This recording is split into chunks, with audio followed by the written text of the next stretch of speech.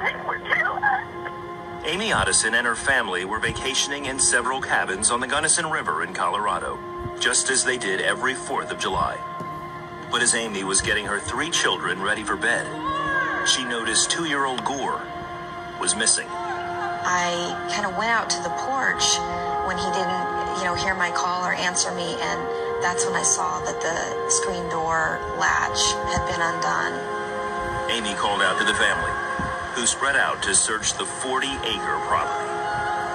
I was having such a feeling of just sheer terror, panic, my worst fear.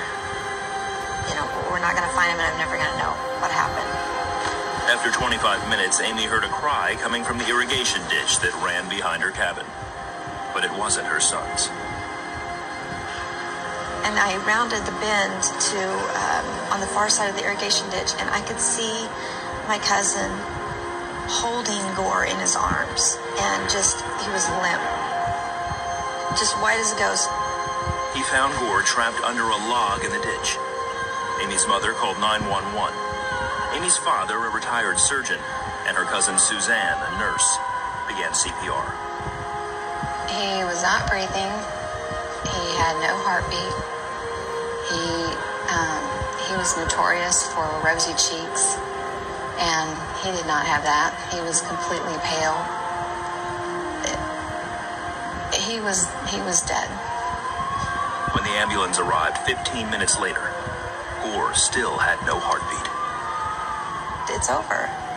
It's over. I remember even hearing the ambulance sirens and thinking, it's so silly that they're even have their sirens on and they're coming out here. It's been too long. What made it even harder for Amy was that her husband Dave was in Denver working, 4 hours away. He remembers getting the call from Amy's mother. Gore may have drowned was the only thing that she said, and the call got disconnected. In my car, alone, not really being able to talk with any relatives about anything that had happened because I didn't know at that point. It was really between me and my windshield and God, where I literally found myself screaming, "Don't take him."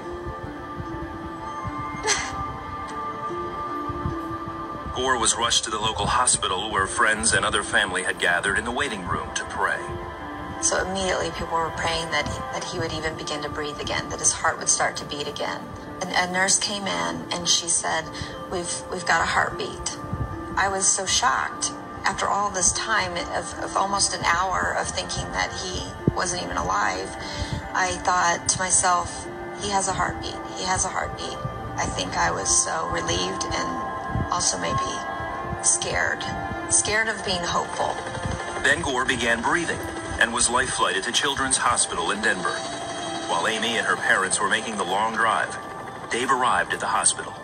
There were 3 doctors in that ER scene, and each one of them came up to me and said some type of variation of, well, Dave, there's less than a 1% chance that he will ever walk or talk again. And it's unlikely that he will have any normal brain function, end quote. To hear that your kid's going to be taken away from you and be brain dead, it's the biggest punch in the gut that you've ever seen. By the time Amy and her parents arrived, Gore was on a ventilator with little hope of survival. Doctors told Amy and Dave the only thing left to try was therapeutic hypothermia, an experimental treatment where they would lower Gore's body temperature for 48 hours in an attempt to reduce brain swelling. Amy reached her breaking point. And I ended up in this parking lot near the hospital, and I just kept saying, God, I need to understand this. I need to understand. I mean, we were literally at this point thinking we were going to be donating his organs. At that moment in time, I just started thinking, Lord, I want total healing.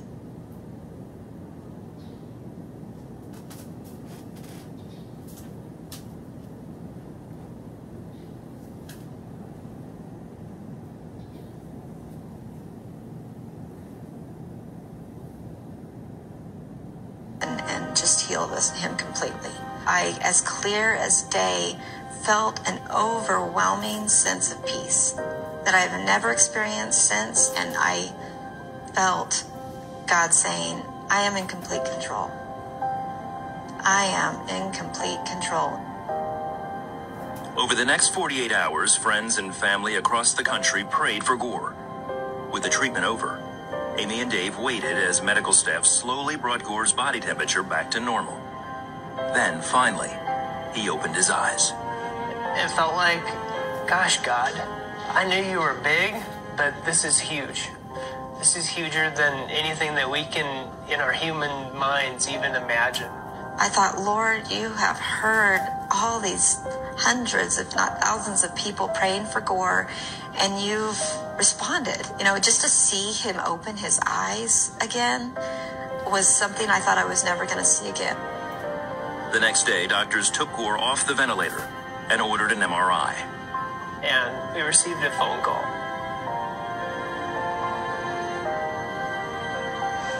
We received a phone call with the MRI results, and they said no abnormalities. To hear that there was no abnormalities for a child that had been underwater for over 20 minutes and without a heartbeat for, I think they finally decided it was somewhere between 50, 55 minutes without a heartbeat, and not have a single abnormality in his brain was, I mean, I knew it was God. I knew he'd answered our prayers. After a month of rehab, Gore walked out of the hospital. The family believes there's only one way to explain his recovery. No brain damage with the worst scores of all time. Trauma score was 0. It's definitely a miracle. Today, Gore is just shy of his 8th birthday. He doesn't remember what happened that day, but tells his friends the one thing he is certain of. I fell in a ditch when I was almost 2, and